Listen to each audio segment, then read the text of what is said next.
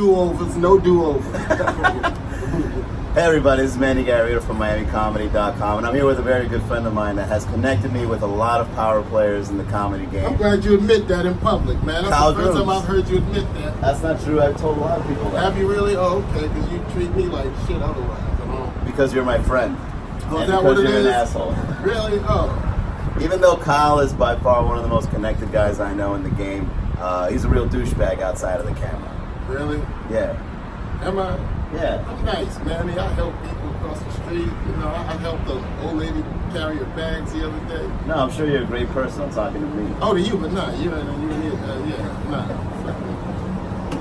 In case you don't know. Your optimism is what annoys me.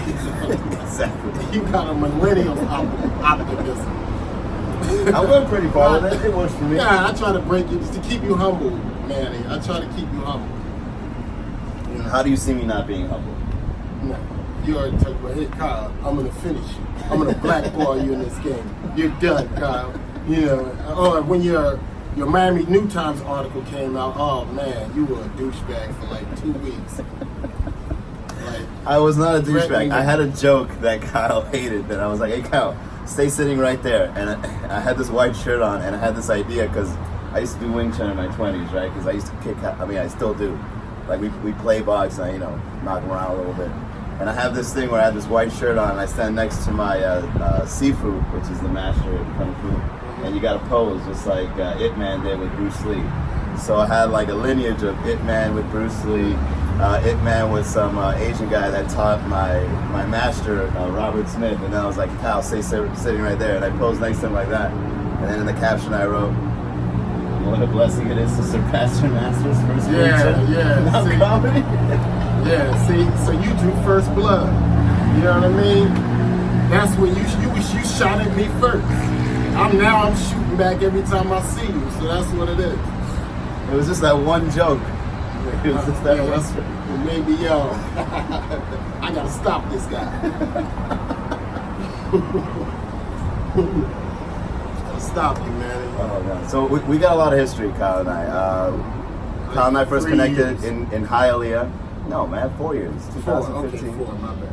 Connected in Hialeah at a place called La Bodeguita. They still don't. I had to be like, yo, what's your name? They still don't. People show up to my shows like, oh, you're the one running it? Yes. I tried to use your name in Miami Comedy to get in a club one night. And the girls I was with laughed at me. They were like, you know. They laughed at me. The girls, they walked away from me. What club was this? Yeah, it was something in Wynwood. It was like a special event, too. I can imagine exactly what you did. Yeah, whatever. Miami Comedy. Yeah. Imagine using that name like on the road. So Kyle and I, for 4 years, we've been we connected over in Hialeah at a place called La Bodeguita. He was in town. No, Keith Robinson told me that I should do your gig. And Keith Robinson's a friend that I trust. Yeah. And then when I went, I found out, and I had high hopes for that place. It was actually a nice venue. I know, man, but the market, the area, and that people would go there, like they wouldn't even know how to speak English or doing it. Yeah, you tried. You shot. You shot your shoot. Oh, shit, that's a tongue twister. You shot. You shot. You shot it. So the place looked like an awesome comedy club. It was very nice. Yeah. They're still going on strong. I like the low ceilings and And then after that, we did Flamingo Theater Bar. We did a couple of shows there for about a year and a half, almost 2 years. Wednesday Night Live. Then we brought over Wednesday Night Live to South Beach, and then now we're in talks of bringing it back at an undisclosed location. Yeah, at an undisclosed location. Yeah. And speaking of which, you've got a big event coming out at this undisclosed location, which is the Miami Improv. Yeah. Yeah, I thought this was for. September 15th, I'm at the Miami Improv. It's actually my big return. I feel like Miami's my home turf, because it's where I honed my stand-up. I used to host at the old Improv when it was upstairs, the one in Coconut Grove. Yeah. Legendary comedy. Yeah, I love that room. That was the first time I went up too. And I was one of the original hosts of the Monday night urban night, then the Tuesday night, urban night, and they had 2 shows on a Tuesday night. And Marvin Dixon hosted the late one. I hosted the Monday night. And yeah, that number was wild, man. You recorded your special. Yeah, I Miami recorded my Nights. first I have special that DVD. Yeah, Miami Nights DVD. It was at the Miami Improv. So yeah, that's like home turf. When you started here in Miami, did you feel like the crowd was like different in comparison to when you go out on the road? Because I feel that way as a comedian. Yeah, Miami's a good place to develop just because it's metropolitan enough. It's got enough different cultures and mixes that, you know, if you do perform, if you go to any other city, it's like, you know, like go to New York or to LA, it's like you've done this before. You got beat up enough. Miami's if you can take a beat in Miami, if you can take getting fights in Miami, you know, because the crowds really don't give a shit about you. Yeah, it's sometimes, unless they really like. But then once they love you, they like you. You know what I mean? But to get them to like you, sometimes it's like, okay, only this side likes me, and then the other side is kind of like, no, it didn't convince me enough. And then you kind of have to balance the two in your act. Yeah. Like for example, last night I was at Barter, and like there was this group of girls on the right hand side, and the folks on the left were paying attention, but the group of girls on the right, they were all like these feisty, like nightlife going out on a Wednesday for ladies' night kind of group. And they're just fucking yelling at the comics, and they're just being incoherent. Yeah, and so, like, not only do I have to say the jokes for them, but then I also have to fight back for them, and they bring them all together. Yeah. Somehow it has to center around you, you know. But when I watch video clips, like you're the ringmaster. When I watch video clips, like in other cities, like one of my favorite shows right now in stand-up is This Week at the Cellar. Yeah. You've seen Comedy Central? Yeah. I love that show. But some of the things they talk about, like I would try to put myself talking about these things in the same format and context in Miami, and I'd be like, imagine doing this joke or this bit in that Barter crowd at midnight. Yeah. Would it fly? You know what I mean? Yeah. So Miami would toughen you up so that when you go to the other cities and you're nice and polished, you don't have to worry about the feistiness. Yeah, but some of those guys will come to Miami and their act doesn't have enough pop to it. But if you're like just telling jokes, like blah blah blah, Miami gets kind of bored. I think, you know. Well, that's our culture. We're just like so nightlife, like everything is like clubbing and dating and drugs and sex. Yeah, political comedians. If you just stood there and just, you know, some guys, their jokes are just so dope that, you know, they can stand there and shoot from the pocket. But sometimes you have to step your energy up a little bit. The energy, I think, would do it. But I also feel that whatever it takes to entertain the Miami crowd, it can't be like a very well-written joke sometimes. It has to be like a... That's an insult to the Miami crowd. No, man, I'm not saying that. Look, man, I'm not insulting the crowd. I sometimes feel like you have to win them over before you even get to that point. It's like a personality in it. Like, I remember when I used to host an improv. At that time, there was a lot of like comics doing like the angry LA comic, like you know, the cynical types. Yeah. And they get up in Miami, they be like, yo, chill. You're bringing me down, bro. Have some drugs. You need some drugs. Well, like, you know, we get a party, you fucking up our high, you know. And a lot of times the crowd's coming and you know, they're in a good mood. So. Yeah. And it's in Doral and it's a whole entertainment place. The whole point of trying to make it just that. The Miami crowd will... People say that comedy couldn't live in Miami, but it'll actually prepare you more for it because you've seen the worst end of it.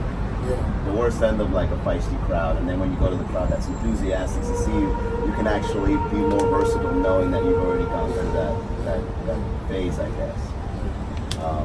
Okay, so September 15th, in case you guys don't know, Kyle Grooms recently went through a brain surgery. It was all done like within 48 hours, right? Like you had the incident, and then like 24 hours later it was already done. Like how was the experience? No, I went in for surgery.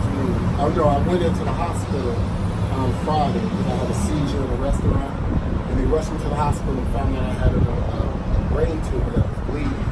But you know, I went in the hospital on Friday, so it's like getting arrested on Friday. You can't see, you know, judge until Monday.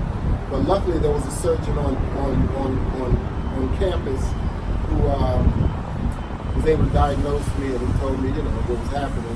But he said, they would keep me in the hospital and schedule for surgery until Thursday.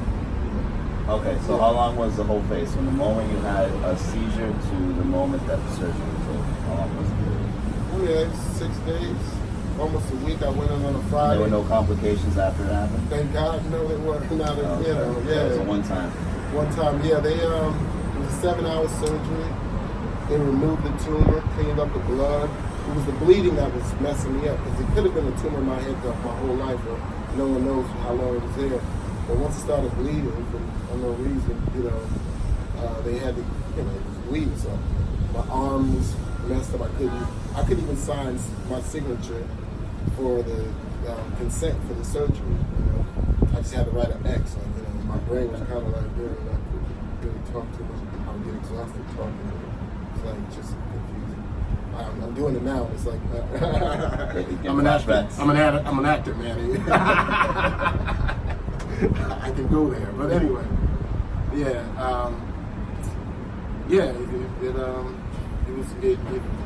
took 7 hours surgery. And when I came out, I already had movement in my arm. My speech started coming back, and I got out of the hospital on Sunday. Just a full recovery. Yeah. Did you have a little bit of complications after, like, thank God, no. Your hand came back? No speech impediment, nothing? I had an MRI done, and the tumor, they found out the tumor was benign, which is good. It won't go back. I won't need chemo.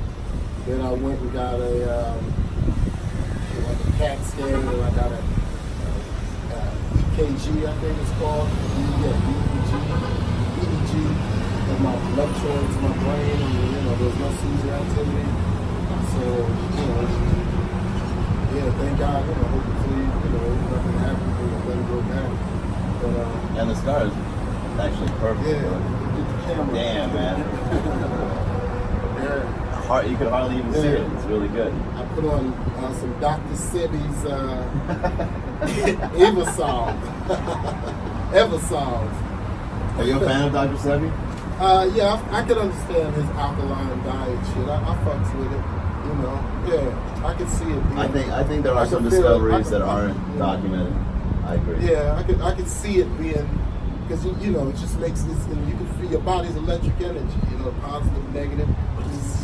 I feel charges sometimes, electricity out of my. You can feel the energy sometimes, the vibration. Yeah. Especially after a workout or it's a run. It's like a sixth sense. Yeah, man, you feel that. Yeah, so anything that shows up, I can feel this is awful already. I know. The lightning. Yeah. I think in order for you to be a good comic, you kind of have to get that ability as well. Like, you kind of to feel the audience as a whole. You kind of know exactly what to say and how to do it. You feel that way with groups? Yeah, I have. Being able to let go. It's being able to let go and let your natural ability take over. Because you're kind of born with it. And it's like that tickle. And if you open up, if you're rigid, you're thinking about how can I make them laugh? I'm making them laugh. You're getting it inside yourself. And sometimes I even get out of that, when it's, I get out of my own, your head, you get in your head and not in your body type shit. And I've worked so long, so where now I can always get to that point. All right, so Kyle, give us the lineup once again. Who do you have coming up on September 15th performing along with you at the Miami Improv? September 15th, I have my homegirl, Khalees Hawkins, very, very funny. She's a New York-based comic. You may have seen it like Funny Girls, that was on Oxygen, Funny Girls. She was on Oxygen Channel Network. She was a writer for Girl Code, and she was also on Last Comic Standing. She's very funny, man, yeah. And I think Miami will dig her. And then my boy Q Brooks is opening too. We worked with Q before. Yeah, Q's Wednesday a Night young Live. gunner. He's on the New York comedy scene, up and coming. He's gonna be the host, and we may have a guest spot or two, but but not you, man. Yeah, that's exactly what I was gonna say. All right, guys, make sure you get your tickets. They're up on Eventbrite. You can also find them at miamicomedy.com. Check out the events calendar. We got it on there. It's gonna be Sunday, September 15th, which is a great spot because you got an 8 o'clock slot. 8 right? o'clock show, That's 8 o'clock on a Sunday, you know what I mean? It ain't a brunch show, but I actually think it didn't get into the. Oh, it didn't get in? So we'll just segue into never this. mind then. Forget about that. Kyle is a killer at Another brunch spots. He's doing great. He hits up all the shows in Miami. He's taking it outside. We're gonna get a live early beta version of his new hour special that he's gonna be recording later on. What, next year? Yeah, January of 2020. So make sure you keep your eye on Kyle because Kyle's comeback is coming. Salute. Kyle's comeback is coming, and we're getting the preview of it here in our very own city of Miami. Yeah. All right, guys, that's it for now. We'll see you guys in the next episode of the podcast. Peace. Bye.